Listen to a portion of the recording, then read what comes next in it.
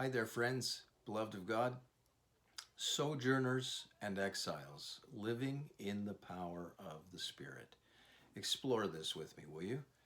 As sent ones, being faithful to follow King Jesus in the mission and vocation that he has given us, we will thereby be doing what he told his first followers in John 16 to do. That is, in the power of the Holy Spirit, we will be holding the world to account. Just as the Jesus followers then were showing the officials of the Roman Empire that there was a different way to run society, so for us there will be signs of God's kingdom that can emerge from the creative caring and kindness, compassionate healing and prayer, restorative work that we would do as the people of God today. Situations and opportunities will vary, but out of the weeping and lament of God's people, new life-giving possibilities can and do emerge, turning sorrow into joy. As Jesus followers today grieve in prayer at the very heart of the world's pain, new vocations may emerge both of healing and wisdom and of holding up a mirror to those in power, as it were, to show what has needed to be done. Of course, once you have a major public health care service, as we have here in Canada, the inclination is to suppose that the state now runs health, so the church can go back to being spiritual, to teaching people to pray, to showing them how to get to heaven.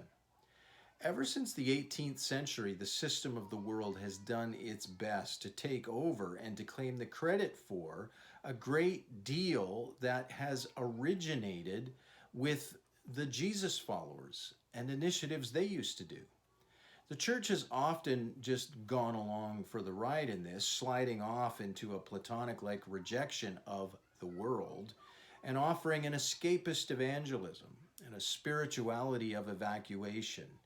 Yet when government funding is cut and the health services can no longer do what they need to, the church should be the one, but often is not, to offer to supportively step in and help. This is part of the work of holding the world to account in the power of the Spirit. This also raises the controversy over whether church buildings should be closed and services held over the internet. Here there seems to me to be two quite different things that need to be said, and we need to hear them both. First, the church is not a building, it's a people. Though our building may be somewhat closed, the church ought always to be open. Church buildings are not to be a means to escape from the world, but a bridgehead into the world. A proper theology of sacred space ought to see buildings for public worship simply as outpost facilities of the kingdom of God, as advanced signposts of the time soon coming when God's glory will fill all creation. We should therefore celebrate every way in which the living Lord, whom we regularly worship in church buildings, is actually out and around, working in our cities, bringing healing and hope far beyond the visible limits of the walls within which we worship. Indeed, we are to be working with him in this. Jesus does not need our church buildings for his work to go forward. Part of the answer to the question, where is God in the pandemic, must be out there, on the front lines, standing with all health and essential service providers, suffering and dying to bring healing and hope. However, there's a second point as well which needs to be made here. In those countries such as our own where churches and other places of worship, including synagogues and mosques, have had limitations placed on their gatherings for thoroughly comprehensible public health and safety reasons, there is a danger of inadvertently sending the wrong signal to the wider world. For the last 300 years, the Western world has regarded religion, and the word itself has been redefined by our culture to accommodate this viewpoint, religion as a private matter, what someone does with their personal solitude. The Christian faith as a whole has been reduced in the public mind relegated to a personal matter in the sense that so many say it should really have no essential place in public life. So worship becomes invisible.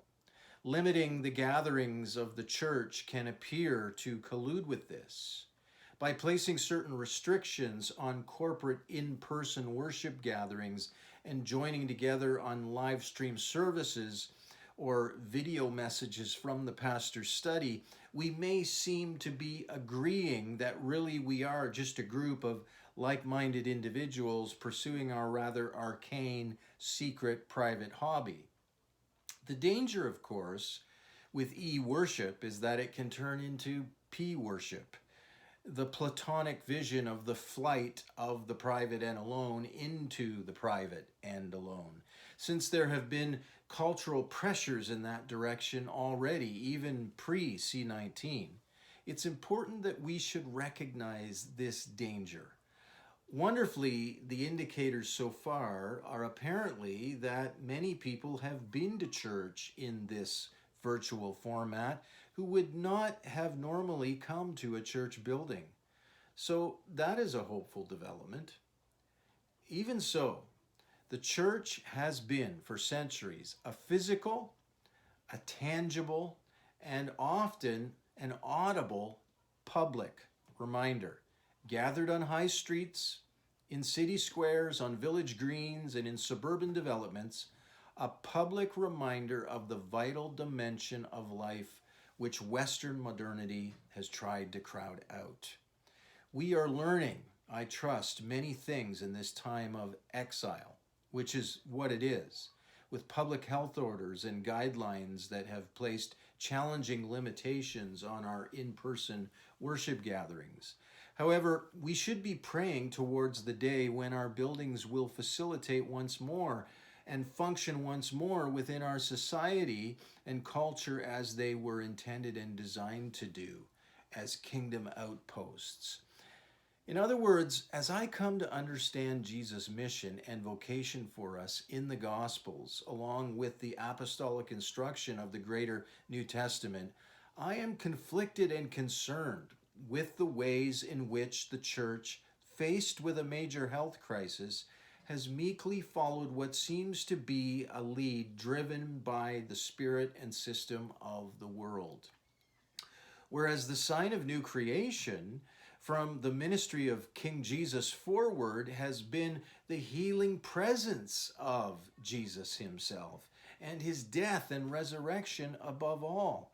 Public worship of the triune God in a public place, observing whatever public health orders are appropriate, has always been a major part of sending out that signal to the watching world. When Paul, for example, tells the Philippians to rejoice in the Lord always, the word rejoice that he uses doesn't mean feel happy privately and deep inside yourself. It means get out on the street and celebrate, with proper safe physical distancing, of course. And then I love the balance here. He says, let everyone see that you are considerate in all you do. In Paul's day, there were processions and street parties and religious ceremonies going on all the time in public, and people could see what was happening. Paul admonishes the Jesus followers to do the same. Go public. In the Bible, the word joy signifies something you can see and hear, and from some distance away. Check out the worship celebrations of Nehemiah 12 and verse 43. And I'm quoting, many sacrifices were offered on that joyous day, for God had given the people cause for great joy. The women and children also participated in the celebration, and the joy of the people of Jerusalem could be heard far away. Wow. So I find myself caught in this tension of these two viewpoints, both of which seem right and ethical. I completely understand and agree that we need to be responsible and scrupulously careful. I do not dispute this. I fully support and uphold the public health orders that we have been given. I'm appalled by the reports of would-be devout but misguided people ignoring and dismissing health order regulations because they believe that as Christians they are automatically protected against disease. Jesus is my vaccine, is their motto. Or I've also heard it said, you'll be safe inside a church building because the devil can't get in there. Well, I want to say, trust me, I'm a pastor. The devil knows his way into the church building as well as anybody else. This is the kind of religious irresponsibility and superstition that gives Christian faith a bad name. Equally, the debates about limited in-person worship gatherings, mask wearing, physical distancing, and so on can easily stir up lesser controversies between those who hyper-spiritualize being people of faith, not fear, again, inconsiderate irresponsibility, and those for whom faith involves wisdom, care, and considerate common sense. To those for whom the building and all its bits and pieces have been a vital part of their spirituality, and those for whom all such things are irrelevant because one can worship God anywhere. All sides here may learn from the present crisis, and we do well to hold one another in charitable prayer. Part of the answer to this prayer might be biblically recognizing this present moment as an experience of exile, as in Psalm 137. We find ourselves by the waters of Babylon, thoroughly confused and grieving for our loss of normal life. How can we sing the Lord's song in a strange land? This translates quite easily for us into, how can I know the joy of worship, sharing the Eucharist at the Lord's table, sitting in front of a computer? Or how can I celebrate Easter or Christmas, Ascension or Pentecost without being in person with my brothers and sisters? Of course, part of the point of Psalm 137 is precisely that this psalm is itself a song of the Lord. And that is the irony, singing a song about not being able to sing a song. Part of the discipline of lament might then be to turn the lament itself into a song of sorrow. And perhaps this is part of the way in which we are called right now, as the people of God, to be people of lament. Lamenting even the fact that we can't lament in the way which we would normally prefer. These are the questions and the tensions that we need to explore in our lives and life together, along with all the new disciplines they might demand of us, in whatever ways we can. Furthermore, perhaps this too is simply to be recognized and realized of part of what life in this Babylon-like world we live in is like. We are sojourners and exiles, says Peter in 1 Peter 2:11. We must, as the prophet Jeremiah said, settle down into this regime and seek the welfare of the city where we are in exile, and pray to the Lord on its behalf, for in its welfare you will find your welfare. Yet let's not pretend this is where we want to be. We yearn for home. We are kingdom citizens first and foremost. Let's not forget the new Jerusalem and the new heaven and earth to come, toward which we sojourn.